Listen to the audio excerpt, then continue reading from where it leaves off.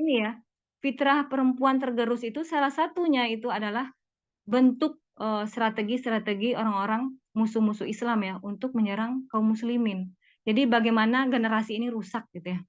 Generasi muslimin ini sudah rusak, jadi itu akan mudah tadi ya, untuk, mereka itu mengikuti milah mereka, jejak-jejak, musuh-musuh Allah ini gitu ya.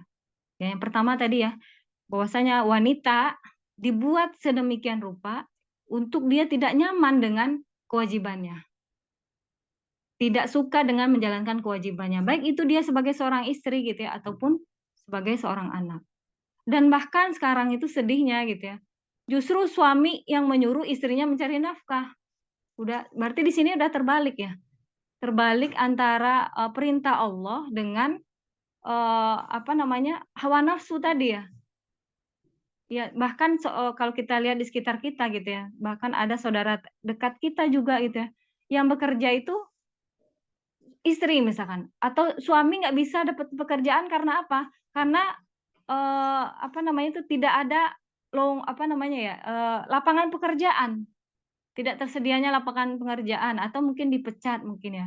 Dan kita nggak tahu ya, ya, bagaimana urusan masing-masing keluarga, orang lain misalkan ya, karena memang setiap orang itu berbeda cerita, berbeda masalah, berbeda cerita dalam keluarganya, maka memang kita tidak boleh mengeneralisir ya, bahwasanya semuanya gitu ya.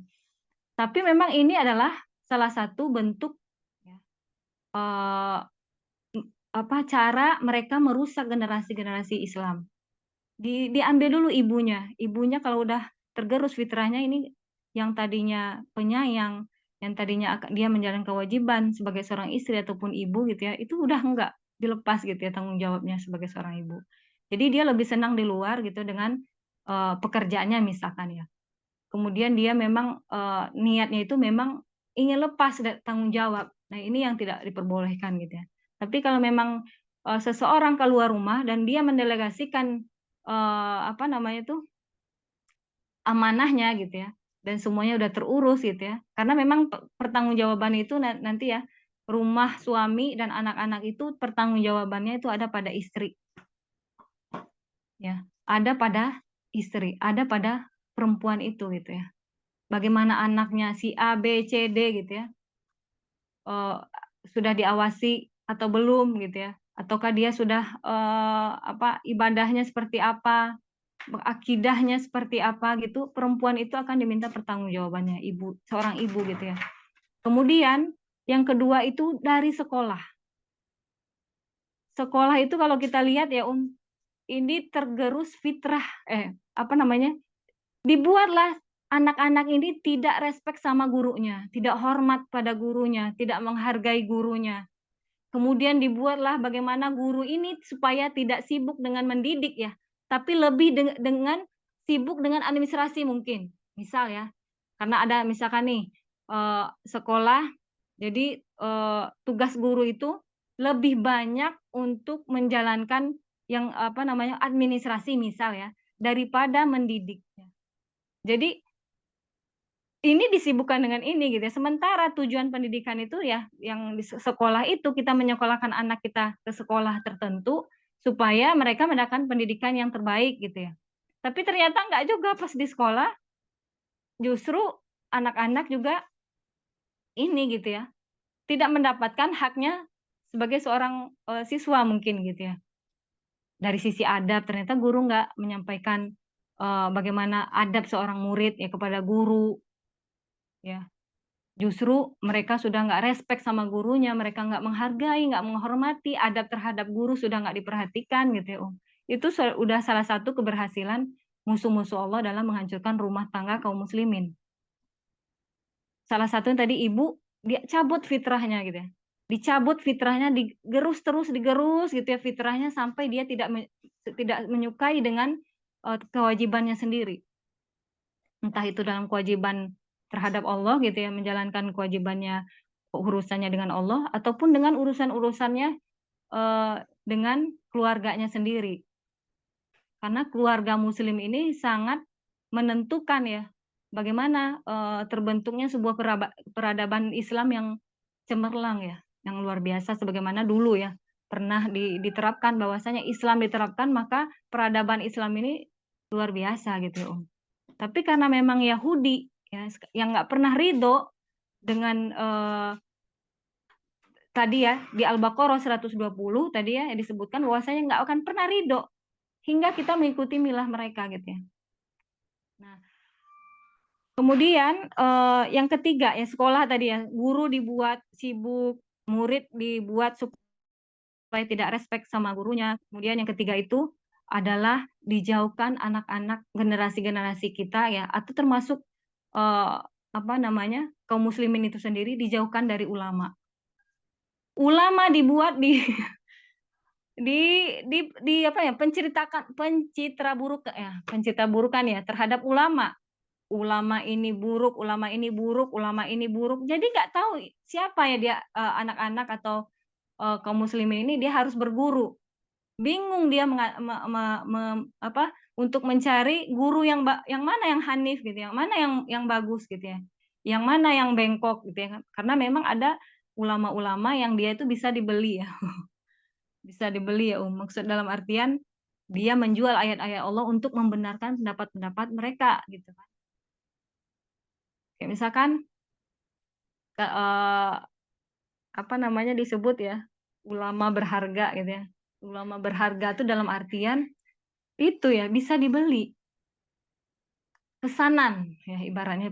Nih, misalkan ya, dia mengisi gitu ya, tapi ada pesanan nih, "Tolong sampaikan yang ini." Padahal itu sebenarnya dalam Islam nggak ada, itu misalkan. Nah, berarti ini dia tidak menyampaikan, Islam yang sebenarnya kepada umat gitu ya. Nah, sehingga ulama-ulama lurus misalkan nih, ini juga sering dipersekusi masalahnya gitu ya. Ketika dia menyampaikan kebenaran, itu dipersekusi habis-habisan gitu ya, sampai dia tidak bisa menyampaikan kebenaran itu ya. Nah, umat jadi bingung gitu ya, mana aku berguru dengan siapa gitu ya kan. Sementara ulama dijauhkan dari kaum muslimin. Ulama sendiri sudah dijauhkan dari anak-anak generasi sekarang gitu ya. Generasi juga kan melihat ya, ya. Mereka kadang anak-anak sekarang itu seperti cuek gitu ya. Mereka seperti cuek, nggak seperti tidak tahu apa-apa, ternyata mereka lebih cerdas gitu ya, lebih pintar gitu ya. Mereka nanyanya ke mana? Ke Google gitu ya.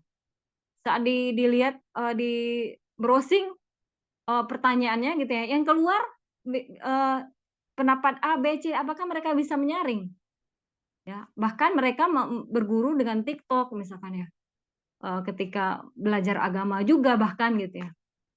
Dan bahkan, tahu tentang masalah akidah ya, masalah keimanan gitu ya, itu sesuatu yang kok ini jauh banget gitu dari pemahaman Islam yang sebenarnya. Karena memang itu yang disebar, ya. Jadi setidaknya gitu ya, 3 ini ya, bentuk, orang-orang yang, musuh-musuh Allah dalam menghancurkan generasi-generasi Islam, menghancurkan keluarga-keluarga muslim. Ibunya, kemudian anak apa tadi, sekolahnya, guru-gurunya gitu ya, guru-guru yang harus memberikan pendidikan terbaik. Yang ketiga itu, eee, ulama yang dijauhkan dari tubuh kaum muslimin. Ya. Padahal banyak sebenarnya, tapi setidaknya cukup 3 ini ya, ya Ummahat ya. Jadi banyak dari sisi kayak misalkan, dari sisi teknologi ya yang kebablasan gitu ya, tidak ada, saringan ya, filter dari pemerintah misalkan. Semuanya boleh aja boleh, bahkan untuk LGBT aja itu luar biasa ya gencarnya gitu ya. Bahkan dulu ada nyanyi apa tuh yang Angel Baby ya? Baby Angel. Itu kan sebenarnya LGBT ya, LGBT, tapi itu dinyanyiin gitu, dinyanyiin sama, eee, anak-anak gitu, bahkan yang dia nggak tahu sebenarnya gitu ya. Karena memang nggak ada di situ kontrol masyarakat ya, kontrol masyarakat itu dalam artian, ya udah, urusan aku, urusan kamu, ya udah urusan kamu gitu. Jadi nggak ada, eee, amar ma'ruf nahi mungkar itu ya udah ini gitu ya, kecuali kalau mungkin ya, kalau sekarang itu kan netizen ya bentuknya gitu ya. Misalkan nih ada, sesuatu yang aneh nih gitu ya, kemudian lewat, kolom komentar ternyata mereka iniin gitu ya, Amar ma'ruf nahi mungkar itu sesuatu yang positif ya. Kalau ketika ada sesuatu yang nggak benar gitu ya, kemudian apa namanya, masyarakat langsung ya, langsung apa namanya, melakukan amar ma'ruf nahi mungkar ya. Itu yang ini ya. Dan yang pertama tuh memang negara ya, ya. Negara itu sebenarnya harus mengayomi masyarakat dari sisi apakah mereka, apa namanya tuh, eee, untuk menjaga akidah-akidah masyarakat sebenarnya gitu ya dalam Islam itu. Cuman karena memang kita negeri sekuler gitu ya, bukan di Indonesia aja ya, negeri-negeri kaum muslimin itu negeri yang sekuler ya, memisahkan antara agama dan kehidupan gitu ya. Nah, makanya yang terjadi ya, ya seperti ini gitu ya. Fitnah zaman udah semakin, lebih buruk lagi ya. Nah, ini mungkin ya, ya, sedikit pengantarnya pengantarnya panjang. Jadi, eee, keluarga muslim sudah tergerus fitrah-fitrahnya gitu ya. Mulai dari suami tergerus fitrahnya, yang harus dia mengayomi istrinya, anak-anaknya, udah enggak. Apa namanya itu, disebutkan dalam, hadis itu dayus ya. Dayus itu apa, membiarkan istrinya, terserah dia mau pakai baju seperti apa gitu ya, terus, terserah anaknya kayak gimana, nggak mau tahu gitu ya. Nah ini, Allah tidak menyukai orang yang seperti ini gitu ya. Kemudian dari istrinya juga tergerus fitrahnya, yang tadinya lemah lembut ya, secara fitrah dia adalah lemah lembut, penyayang gitu ya, semuanya hilang ya. Bahkan membunuh anaknya sendiri gitu ya, udah nggak ada, fitrah itu sudah tercabut. Ya, rahim ya, yang namanya perempuan itu punya rahim. Rahim itu dari kata rahim dari kata Asmaul Husna gitu ya, rahmat, penyayang gitu kan. Dan perempuan itu diberikan itu oleh Allah, diberikan anak ya, diberikan, rahim itu gitu kan, karena memang dari, fitrahnya dia ada seorang, penyayang ya, manusia yang menyayangi. Ya, makanya Allah memberikan amanah kepada perempuan untuk mempunyai anak karena ininya gitu ya, fitrahnya sebagai seorang yang menyayangi. Kebayang kalau memang Allah menitipkan anak gitu ya, tapi ke orang-orang yang tidak memiliki rasa sayang gitu ya. Ya akhirnya tadi ya yang terjadi anak dibunuh, kemudian ada yang dibakar gitu ya, ada yang ya naudzubillah summa naudzubillah ini. Itu, banyak ya sekarang, cuman karena nggak diekspos semuanya ya, karena hanya beberapa aja ya, makanya kita hanya melihat, oh gitu ya. Oh, kayak waktu itu ya, pernah terjadi di mana tuh, sampai sekarang gitu ya, dan nggak semuanya diekspos ya, kalau diekspos semuanya ya Allah gitu ya, hampir setiap, eee, detik mungkin ya, di belahan negeri kaum muslimin ini terjadi, eee, kriminalitas yang banyak gitu ya. Nah, sebagaimana dulu ya, diterapkan Islam itu disebutkan selama 14 abad itu hanya terjadi 200 kasus ya, 200 kasus itu. Saya pernah baca ya bahwasanya selama 2 abad, 14 abad lamanya Islam diterapkan, maka hanya terjadi 200 kasus, ya. Entahkah, penerapan Islamnya seperti apa, wallahu alam gitu ya, karena memang setelah kekhilafan itu banyak ulama yang berbeda pendapat di situ ya, ada yang mengatakan udah bentuk kerajaan, tapi tetap di situ adalah diterapkannya Islam gitu ya. Meskipun dari sisi, apa namanya, yang memerintah ya, pemerintahnya memang, eee, bentuknya ini ya, sistem kerajaan, kayak misalkan, eee, dari Muawiyah ya, Muawiyah kemudian diturunkan ke anaknya ke anaknya ke ke anaknya dan berikutnya gitu ya. Dan itu sistemnya memang tetap sistem baiat ya, tapi memang secara ininya mereka itu, eee sistemnya berbeda ya, tidak seperti sistem, kekhilafan, sistem apa namanya, khilafah rasyhidah ya, yang 4 ya, khilafah rasyidin ya, yang dipilih atau dengan cara, musyawarah gitu ya, memilih waktu itu kalau Abu Bakar itu kan dipilih ya, kemudian, eee, musyawarah ya, kalau Abu Bakar itu musyawarah kemudian, Umar bin Khattab dipilih, saya lupa ya. Ini harus diulang-ulang lagi ya. Nah, maka, berbeda setelahnya dengan zaman setelahnya, itu dengan, kayak sistem kerajaan gitu ya. Tapi tetap diterapkan Islam. Jadi di situ tanda kutipnya tetap diterapkan Islam waktu itu gitu ya. Jadi tetap berpedoman kepada Al-Qur'an dan Sunnah. Ya. Kemudian kalau kita lihat sekarang, rumah tangga kaum mukmin, kita kadang sedih ya, ya, eee, bahwasanya perceraian itu sesuatu yang lumrah ya. Bahkan dikatakan tingkat perceraian itu sudah meningkat ya, tinggi dari, apalagi pas itu ya pandemi itu ya, tingkat perceraian itu sangat meningkat ya, jauh meningkat karena memang, tadi ya, antara suami istri ketika dia disatukan gitu ya, apalagi ya kalau misalkan, eee, tanpa modal iman gitu ya, ini sangat mudah sekali apa namanya, setan ya, program iblis untuk memecah belah rumah tangga, ya. Mereka itu program terbesar mereka itu ya, program terbesar iblis itu memecah rumah tangga. Nah, eee, kemudian ya kalau misalkan kita lihat gitu ya, hubungan antara keluarga istri dan keluarga suami, keharmonisannya.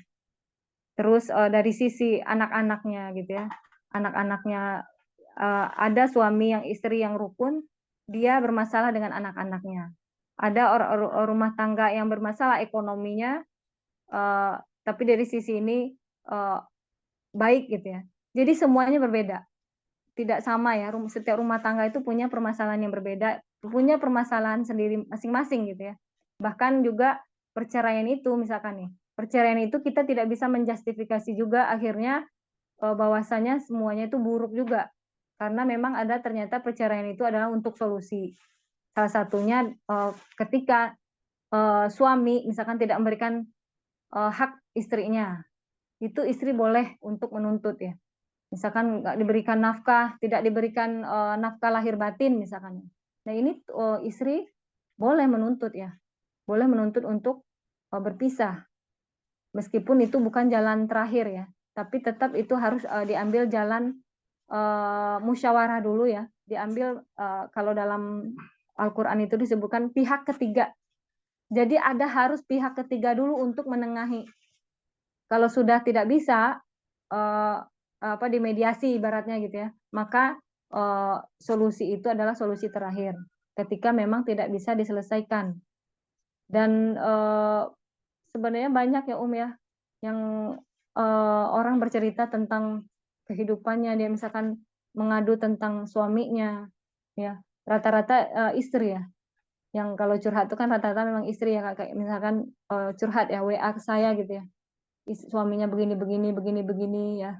Karena memang, tadi ujiannya itu, ibadah yang paling lama ibaratnya ya, kita apa namanya, menikah itu gitu ya, itu paling lama, setiap hari bertemu dengan orang yang sama gitu ya, dengan karakter yang kadang bikin tidak suka gitu ya, atau, apa namanya, bikin cekcok ya, dan itu sebenarnya bukan hanya di keluarga kita gitu ya, itu terjadi dengan keluarga Rasulullah. Bahkan Rasulullah dengan para istri beliau gitu ya, itu sampai beliau itu pernah sebulan ya, sebulan lamanya itu, pergi menyendiri ya, menyendiri dan, karena apa? Karena istrinya meminta, tambahan uang belanja ya. Itu karena meminta tambahan uang belanja. Dan itu benar-benar kayak apa ya, mungkin meninggi gitu ya. Rasulullah akhirnya mendiamkan istrinya gitu ya. Akhirnya, eee, ya bisalah waktu itu ya, Aisyah gitu kan, kemudian Abu Bakar marah kepada Aisyah gitu kan, bahwasanya kamu memilih Allah dan Rasul-Nya atau dunia gitu kan. Akhirnya mereka kembali gitu ya, kembali, Ummul Mukminin ini ya gitu, seorang wanita-wanita yang luar biasa, ternyata mereka juga lemah ya. Kalau berbicara konflik ya Rasulullah juga banyak ya mengalami konflik dalam rumah tangganya dengan istri-istri beliau gitu ya. Kemudian eee, tapi di sini gitu ya, Allah memerintahkan kita untuk senantiasa bersyukur. Jadi titik poinnya itu ya, Allah memerintahkan kita senantiasa bersyukur. Termasuk kemarin ketika misalkan kita ridho terhadap qada Allah, yang kita pilih gitu ya, kita memilih dan Allah memang sudah tetapkan itu memang sebagai suami kita, misalkan sebagai pasangan gitu ya, maka di situ memang harus banyak-banyak bersyukur, ya. Kalau banyak yang tidak disukai, ya, kalau selama tidak fatal gitu ya, ya, selama tidak fatal maka kita, apa namanya, bertahan itu lebih baik. Kalau udah fatal maka itu boleh ya, boleh untuk, eee, solusinya terakhir itu gitu ya. Tapi kalau tidak fatal gitu ya, hanya, misalkan masalah-masalah hal-hal yang, tidak urgen ya, atau dia tidak ada bukan dosa-dosa besar yang dia lakukan gitu ya, itu sebenarnya bertahan itu justru dianjurkan gitu ya. Dianjurkan, untuk mensyukuri apa yang telah Allah tetapkan untuk, manusia, ya. Dan tugas kita menyiapkan kapal supaya tidak melubangi kapal tersebut, gitu. Tugas kita menyiapkan kapal dan tidak melubangi. Dalam artian melubangi ini melakukan maksiat-maksiat gitu ya. Maksiat-maksiat ini akan mudah ya untuk, menjadi penyulut ya. Ketika seorang dia melakukan maksiat, itu dia akan semakin lemah, prinsipnya seperti itu. Seseorang yang melakukan maksiat, prinsipnya dia akan semakin melemah, dalam artian imannya ya. Imannya melemah dan ini akan bisa menjadi penyulut. Jadi gimana, makanya setiap orang yang kalau ditanya gitu ya, eee, apa namanya, kuncinya memang mendekat ke Allah. Kuncinya itu aja sih ya, kalau kalau di ini, mendekat ke Allah gitu ya, tidak melakukan maksiat-maksiat yang, besar ya, atau kalau maksiat-maksiat kecil itu kan, bisa dengan istighfar ya. Tapi kalau maksiat besar atau dosa-dosa besar itu memang, konsekuensinya lebih besar gitu ya. Tapi tetap ya, maksiat-maksiat kecil pun itu akan bisa melubangi ya kapal itu. Saya umpamakan kapal ya, karena kan berlayar ya. Kalau berlayar itu ibaratnya itu ada nahkodanya, ada ininya gitu ya, penumpang gitu ya di situ. Kalau kapal itu berlayar dengan baik, dengan, sesuai dengan aturannya, maka bisa ya berlayar dengan baik. Tapi kalau dilubangi, itu kapal dilubangi bisa bisa karam. Ya, kalau kita lihat perceraian kasusnya apa, ya? Rata-rata kasusnya itu memang, masalah-masalah yang, eee, di situ ada unsur-unsur yang dilakukan oleh keduanya gitu ya, yang tidak sesuai dengan apa yang Allah perintahkan. Ya kita blak-blakan aja ya, memang nggak sesuai dengan apa yang Allah perintahkan gitu ya. Mereka menjalankan sesuatu itu ternyata rata-rata, kebanyakan ya, tidak mengeneralisir enggak. Karena memang ada ya, bahkan yang melakukan apa, rumah tangganya retak misalkan ya, bukan dari karena itu gitu ya, karena unsur lain. Tapi rata-rata kebanyakan rumah tangga itu bercerai-berai itu rata-rata karena kemaksiatan yang dilakukan antara keduanya. Tidak mau mendekat kepada Allah gitu ya. Jadi kalau misalkan kita bentengnya aja udah, rapuh, bagaimana kita akan bisa bertahan gitu ya. Kalau benteng-benteng dalam rumah kita aja itu rapuh, ya, bagaimana bisa bertahan? Kalau ulama terdahulu ketika terjadi masalah dalam rumah tangganya gitu ya, bahkan dia perhatikan ada tikus masuk aja itu udah menjadi petanda buruk. Tikus masuk ke dalam rumah atau ada kotoran yang sesuatu yang aneh gitu, yang buruk lah intinya gitu ya. Mereka udah bertanya, "Ini siapa nih yang melakukan maksiat nih?" Sampai seperti itu ya, rumah tangga ulama para terdahulu, ulama salafus shaleh gitu ya. Kalau ada dalam rumah itu yang melakukan kesalahan dan mereka tertimpa sesuatu musibah gitu ya, itu semuanya ditanya.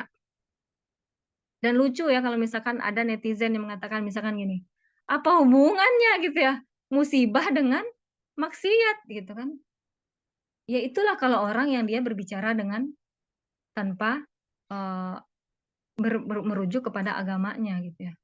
Ini kan cuman fenomena alam, ya kayak misalkan di Bukit Tinggi ya, Bukit Tinggi kemarin itu ada gempa gitu ya, gempa bumi, gunung meletus gitu ya.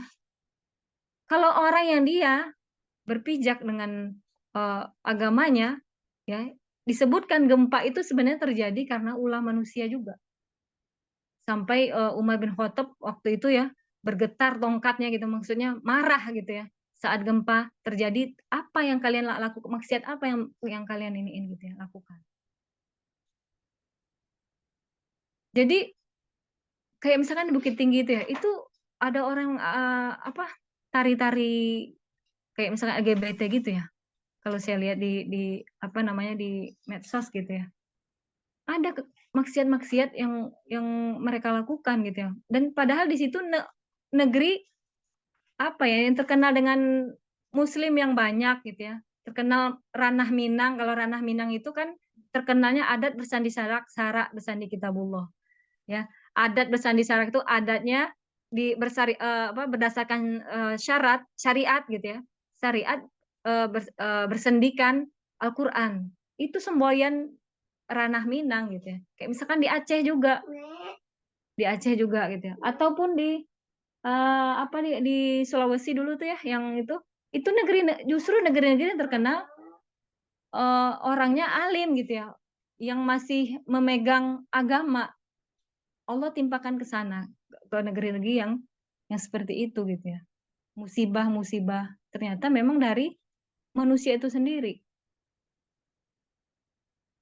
Ya, kayak misalkan nih Allah tidak mengubah suatu kaum sampai kaum itu sendiri yang mengubahnya, dan itu jangan dibalik ya, ternyata orang mempersepsi menafsirkan ayat itu, Allah tidak mengubah suatu kaum kecuali kaum itu sendiri itu dengan sesuatu yang buruk, ya kalau ditafsirkan gitu ya, kalau kita nggak berusaha, kita nggak akan, kaya misalkan ya gitu. Dia tafsirnya seperti itu. Padahal bukan ya sebenarnya. Allah itu menciptakan manusia itu baik. Tapi manusia itu yang membuat buruk, sebenarnya gitu. Kebalik ya tafsirnya itu ya, pemahamannya gitu. Allah itu semuanya memberikan baik, kecuali manusia itu sendiri yang membuat buruk. Baik itu alam gitu ya, telah terjadi kerusakan di muka bumi, akibat ulah tangan manusia di Arum 30 itu ya. Dan banyak ayat-ayat yang lain terkait dengan itu ya, bahwasanya semua terjadi keburukan itu karena ulah tangan manusia, termasuk dalam rumah tangga itu sendiri. Dalam rumah tangga itu rata-rata karena ulah mereka sendiri gitu ya. Meskipun kita tidak boleh mengeneralisir dalam hal ini, bahwasanya, perceraian itu sebenarnya hal yang dibenci Allah memang, tapi kalau untuk menjadi solusi itu juga, eee, tidak masalah ya. Jadi solusi ya antara suami istri. Misalkan suaminya nggak bertanggung jawab tadi ya, atau suaminya kabur gitu ya, atau enggak ya banyak lah ya, atau istrinya yang nusus. Ya, pembangkang gitu ya.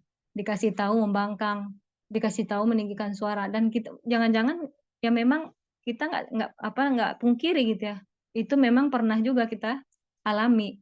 Tapi, itu hanya sebagai pembelajaran ya, ya. Jadi apa yang kita alami selama ini gitu ya, rumah tangga, itu dijadikan sebagai pembelajaran ya, karena, oh kalau dengan begini akan begini, kalau begini akan begini gitu ya. Itu jadi sebuah, pembelajaran ya. Nah seperti itu, ya.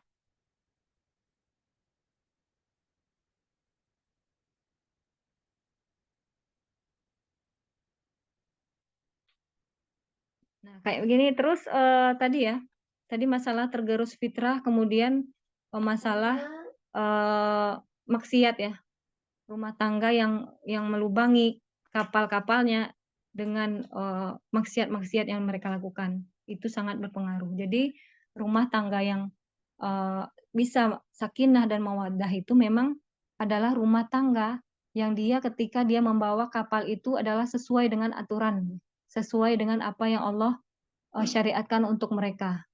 Ya kalau perempuan seperti apa syariatnya, kalau laki-laki yang tanggung jawabnya mencari nafkah, berarti dia harus menjalankannya gitu ya. Kemudian anak-anak sebagai uh, orang yang memang menghargai orang tuanya. Ini orang tua udah sampai tidak menjadi seseorang yang dia takuti lagi ya.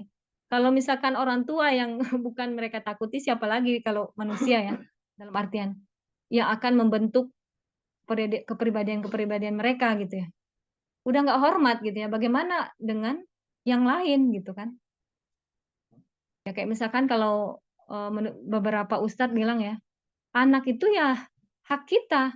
Mau kita mendidiknya dengan apa, dengan cara kita misalkan ya, itu ya sah-sah saja gitu ya. Kayak misalkan kalau nggak boleh ya udah nggak boleh. Oh keras gitu ya, seperti otoriter gitu ya. Memang orang tua harus seperti itu gitu kan, ada ustadz yang seperti itu ya. Karena memang ada, teori-teori barat ya, yang diadopsi oleh kaum muslimin. Kayak misalkan jangan bilang jangan gitu ya. Atau kalau nggak boleh bilang jangan gimana, dalam Al-Qur'an juga banyak yang, penunjukannya jangan gitu ya, la tusyrik billah, jangan menyekutukan Allah gitu ya. Tapi itu dilarang.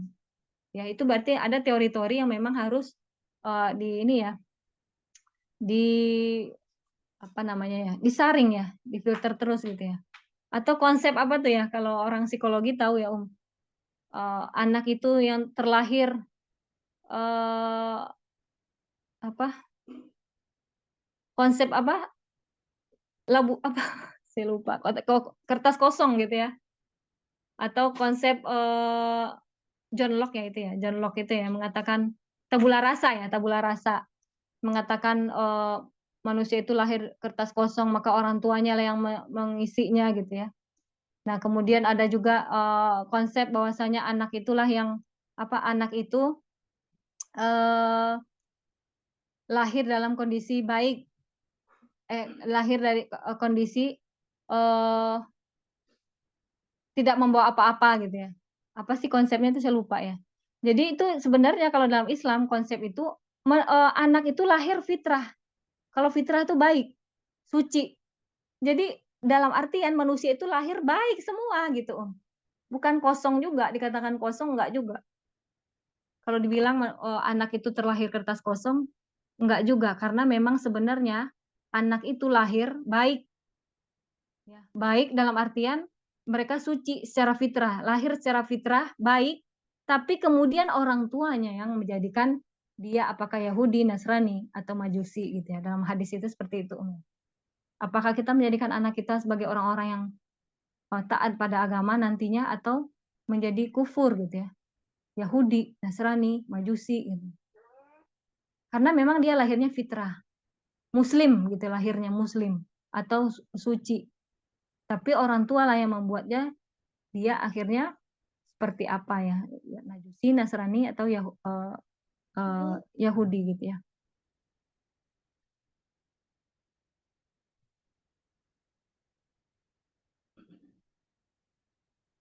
Nah, kemudian bagi seorang perempuan sebenarnya ya Om,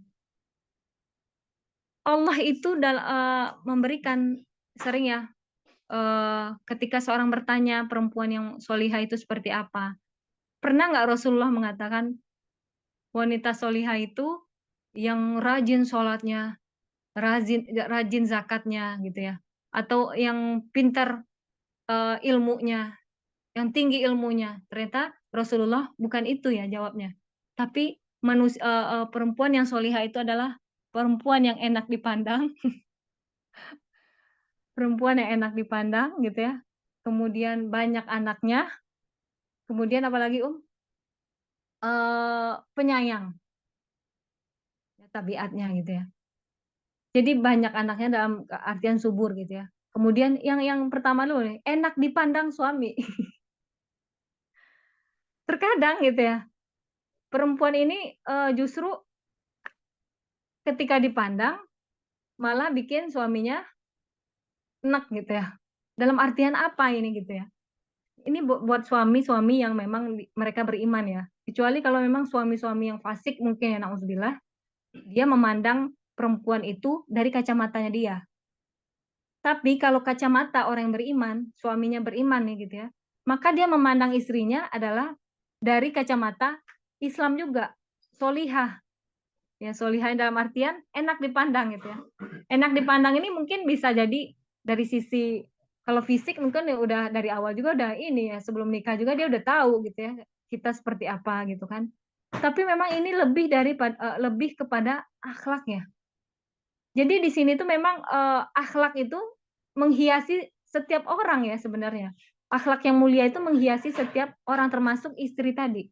Rasulullah menyampaikan perempuan yang baik itu kalau kita lihat secara garis besarnya itu kan lebih ke akhlak gitu ya, akhlak. Makanya dikatakan sebaik-baik perempuan itu sebaik-baik manusia adalah orang yang paling baik akhlaknya gitu ya. Itu disebutkan di hadis yang lain gitu ya. Dan termasuk juga ketika Rasulullah ditanya tentang seorang perempuan yang solihah seperti apa gitu ya. Ternyata perempuan solihah itu yang disebutkan adalah orang yang menyenangkan suaminya. Karena memang ada hadis yang mengatakan pilih pintu surga manapun ya. Jika seorang wanita menunaikan sholat 5 waktu, berpuasa di bulan Ramadan, menjaga kemaluannya dan menaati suaminya. Pilih silakan surga manapun. Ini sebenarnya udah kunci sebenarnya ya. Tapi perempuan masih mencari surga yang lain gitu ya. Bukan dalam artian akhirnya nggak boleh yang lain, enggak ya. Tapi memang ini sebenarnya kunci bagi para istri sebenarnya. Ketika dia udah memegang kunci ini gitu ya, suami yang menjadi kuncinya itu, kunci surganya, maka dia sudah mendapatkan surga yang manapun, lewat manapun. Nah, mentaati suami itu, itulah yang sulit. Itu yang paling sulit memang, Ya mungkin dalam sebulan itu ada beberapa kali kita, berselisih. Mungkin ummahat enggak ya? Ummahat di sini kayaknya enggak gitu ya. Tapi memang ada kalanya gitu ya, hal-hal yang sepele itu bisa besar misalkan ya. Atau, eee, berselisih dengan perkara apapun bisa. Nah, maka seorang perempuan yang lebih waras, bukannya lebih waras, apa ya, yang lebih bisa secara, fitrahnya dia harus apa namanya, merendah, yang mengalah gitu ya, secara fitrahnya gitu, karena tipe laki-laki itu egois ya. Ini kalau bapak-bapak dengar emang gitu fitrahnya, nggak mau kalah gitu ya. Tapi nggak tahu suami-suami yang memang ada yang mengalah itu banyak ya. Tapi secara fitrahnya mereka seperti itu gitu, nggak mau kalah memang gitu ya. Udah salah gitu, kadang nggak mau mengakui salah gitu. Maka wanita sebagai orang yang paling waras, bukan berarti mereka nggak waras ya. Yang memang dia harus, apa namanya, secara fitrahnya dia, gitu ya, fitrahnya perempuan tadi, yang kata Rasulullah tadi gitu ya. Bahkan dikatakan kalau dia, merasa suaminya marah gitu ya, kalau sebelum dia memegang tangan suaminya dan suaminya nggak ridho, itu ciri-ciri solihah juga salah satunya gitu ya, maka dia nggak mau bisa tidur. Sampai dia minta maaf gitu ya.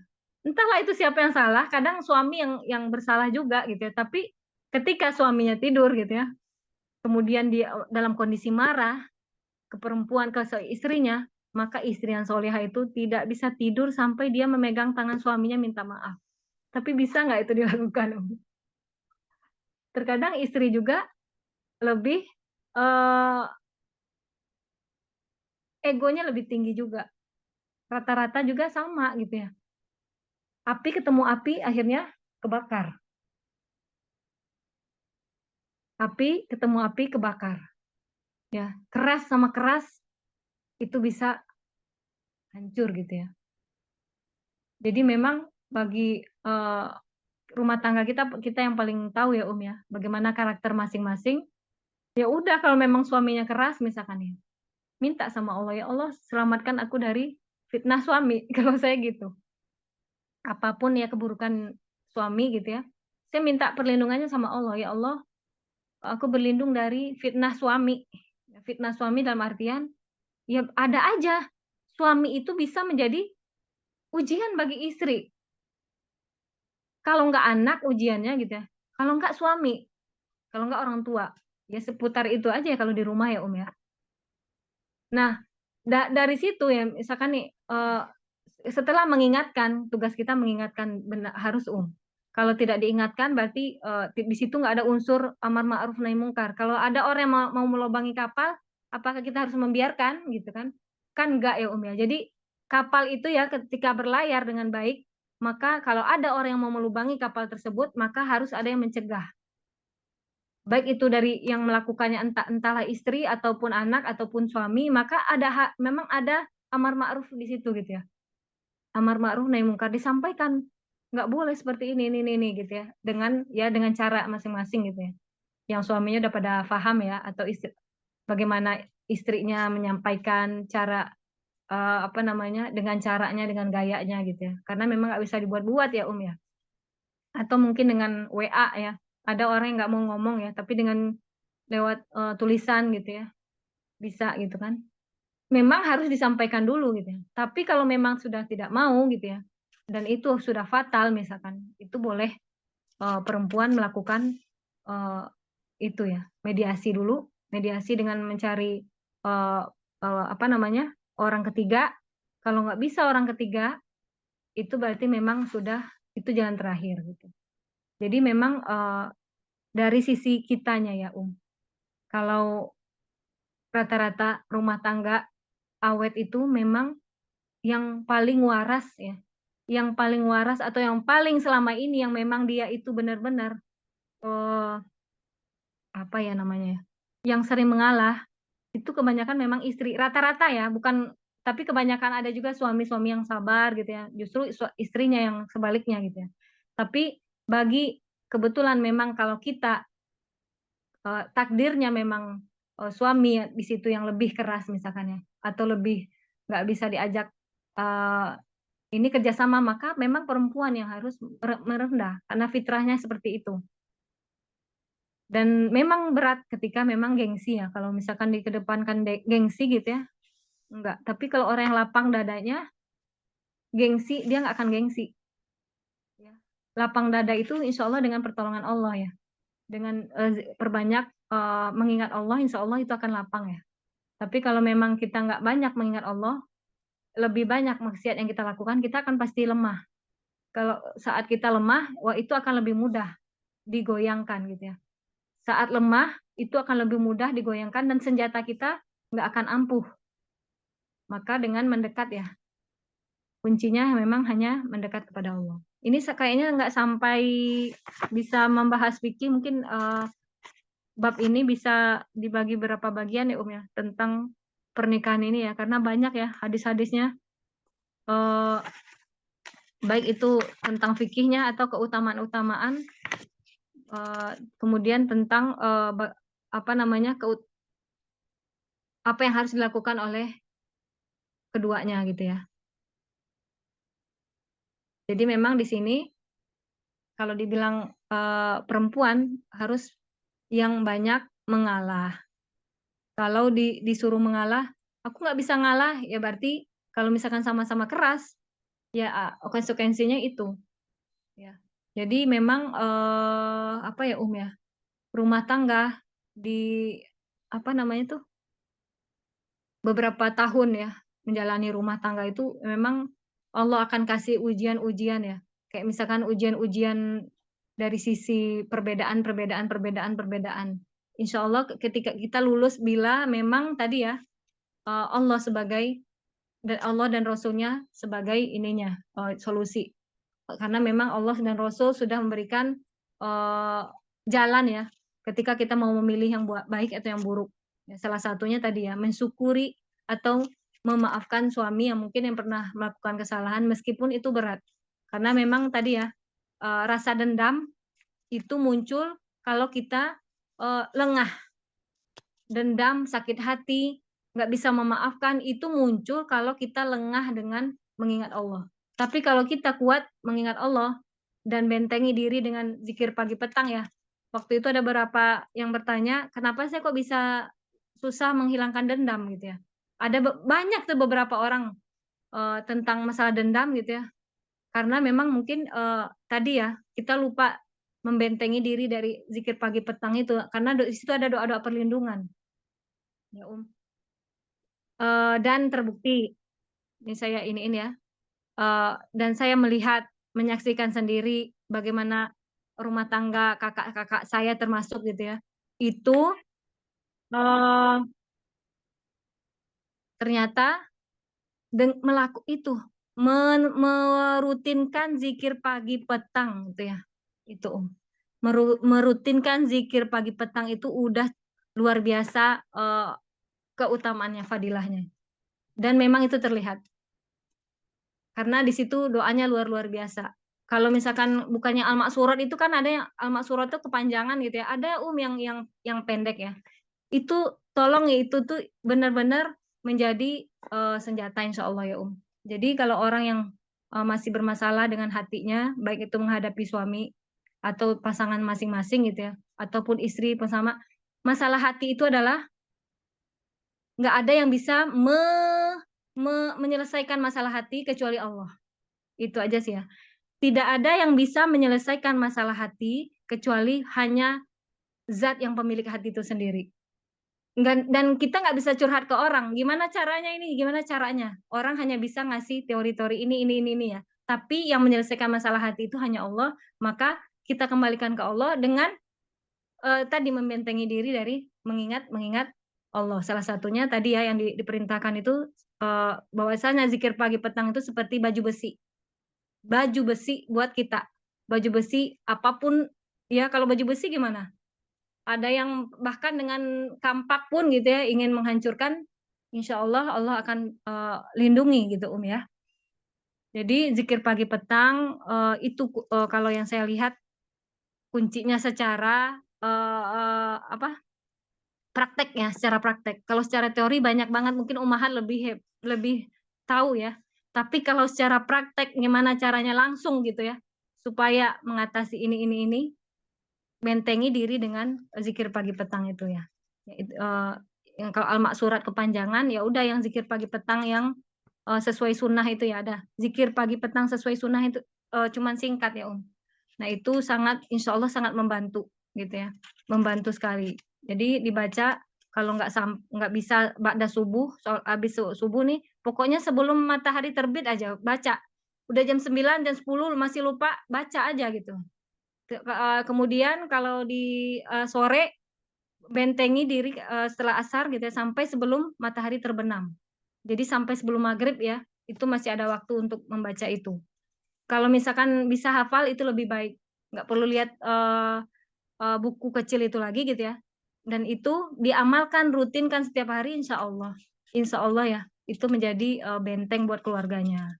Jadi, mungkin cukup dulu ya, kita nggak sampai membahas fikih hari ini karena, eee, kebanyakan memang rata-rata kita sudah menikah ya. Jadi, kayaknya kalau motivasi menikah kayaknya nggak pas gitu ya. Jadi, bagaimana cara kita mempertahankan rumah tangga, yaitu tadi ya, yang pertama, kita pahami bahwasanya tergerusnya fitrah kita sebagai perempuan, salah satunya nggak lepas dari andil musuh-musuh Allah ya, yaitu orang-orang Yahudi dengan memasukkan dengan berbagai cara, termasuk dengan, HP yang kita miliki hari ini gitu ya.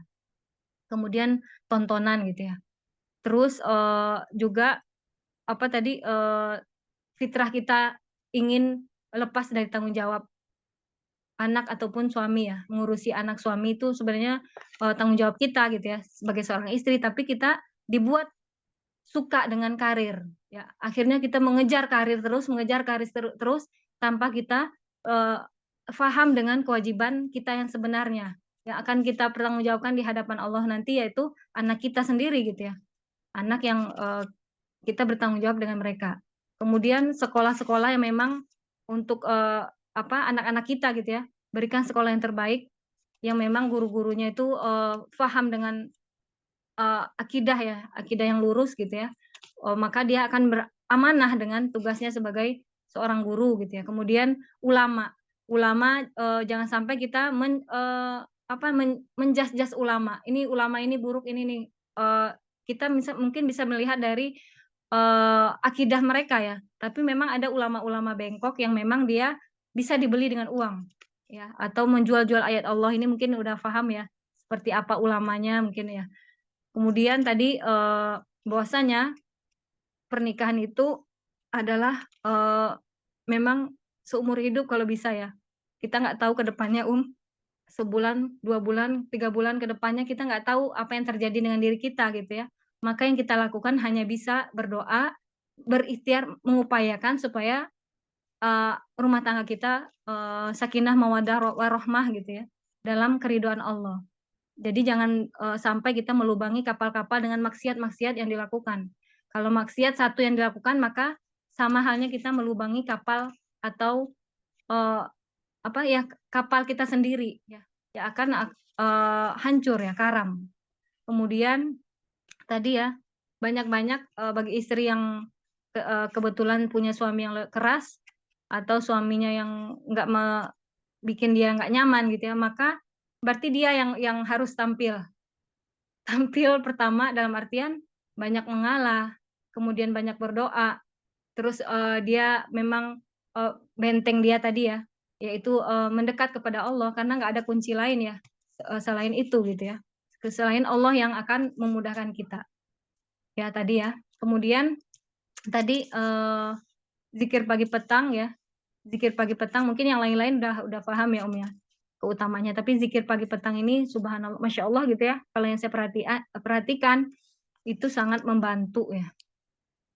Baik itu saya melihat dari kakak saya sendiri atau dari keluarga saya sendiri, keluarga yang lain atau siapapun yang saya lihat itu merutinkan mereka itu ya, meminta doa-doa perlindungan setiap pagi dan petang gitu ya. Mungkin cukup itu ya ya kajian kita. Kalau untuk masalah fikih nanti kita akan bahas di pertemuan minggu ketiga berikutnya ya. Ada yang mau kita diskusikan dulu sebelum ditutup? Ini udah jam 7 ya. Ada yang mau diskusi dulu?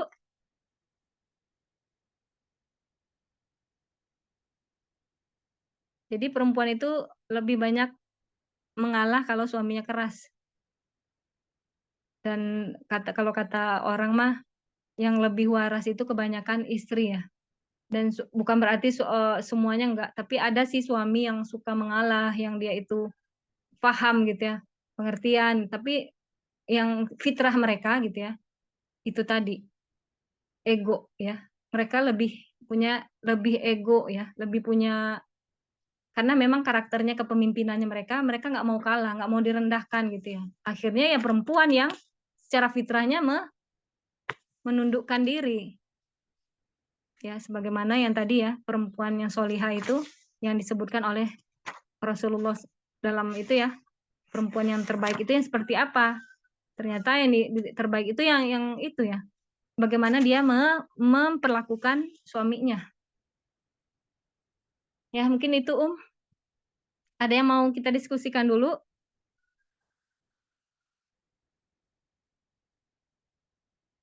Ya kalau tidak ada mungkin kita tutup ya ya kajian kita pagi ini, mudah-mudahan bermanfaat dan saya pribadi juga menjadi cambuk ya untuk senantiasa menjaga ya, menjaga diri, menjaga lisan ya. Apalagi perempuan ini di lisan ya. Dia kalahnya di lisan, maka menjaga lisan ini luar biasa karena memang hati itu kalau kamu ingin memperbaiki hati kamu, maka perbaiki lisan kamu. Jadi kalau kata ulama, ingin memperbaiki hati, perbaiki lisan karena lisan dan hati itu saling berhubungan gitu ya. Mungkin cukup dari saya. Kita tutup dengan doa penutup majelis dan hamdalah. Subhanakallahumma wa bihamdika asyhadu an la ilaha illa anta astaghfiruka wa atubu ilaik. Walhamdulillahirabbil alamin. Assalamualaikum warahmatullahi wabarakatuh. Waalaikumsalam warahmatullahi wabarakatuh.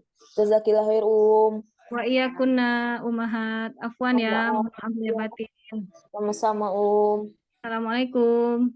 Waalaikumsalam.